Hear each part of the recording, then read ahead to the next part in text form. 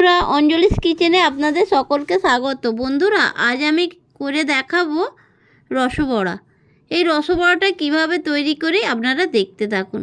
প্রথমে একটা বোলের মধ্যে বিউলির ডাল, ভিজিয়ে রাখা বিউলির ডালটা আমি জলটা ঝরিয়ে একটা বোলের মধ্যে নিয়ে নিচ্ছি বন্ধুরা। তারপরে মিক্সিতে বেটেও নিয়েছি। এই যে ব্যাটারটা তৈরি হয়ে গেছে। এবারে এটাকে হাত দিয়ে ভালো করে আমাকে ফেটিয়ে নিতে হবে বন্ধুরা।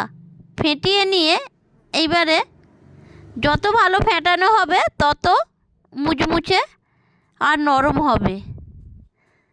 একটু ফেটাতে টাইম লাগবে বন্ধুরা, তা লাগুক। ভালো করে যাতে তৈরি হয় সেইটা আমি রেডি করে নিচ্ছি ব্যাটারটা।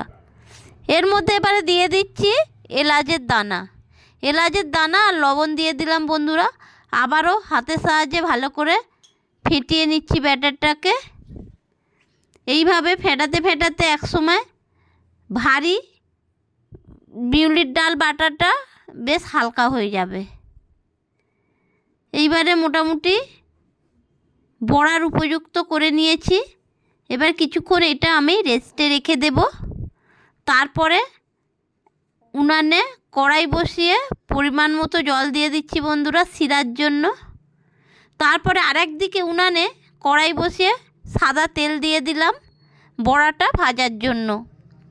এইভাবে আমি তেলটা গরম হয়ে উঠলে পরে এক এক করে ব্যাটার থেকে বড়ার আকারে আমি তেলের মধ্যে দিয়ে দিচ্ছি বন্ধুরা।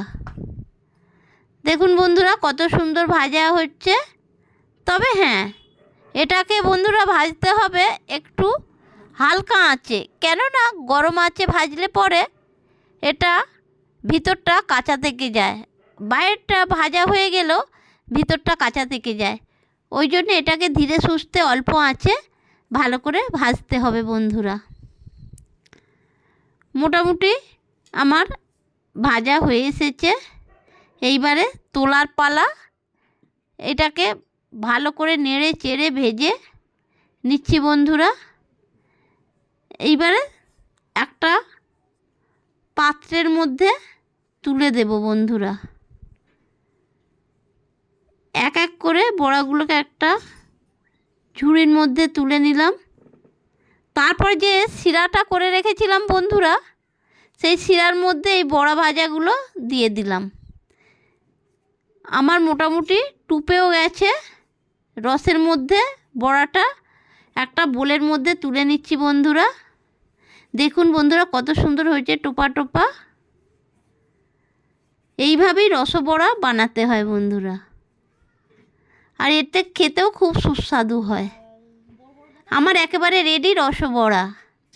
দেখুন বন্ধুরা কত সুন্দর, যেন রসগোল্লার মতো ফুলে উঠেছে।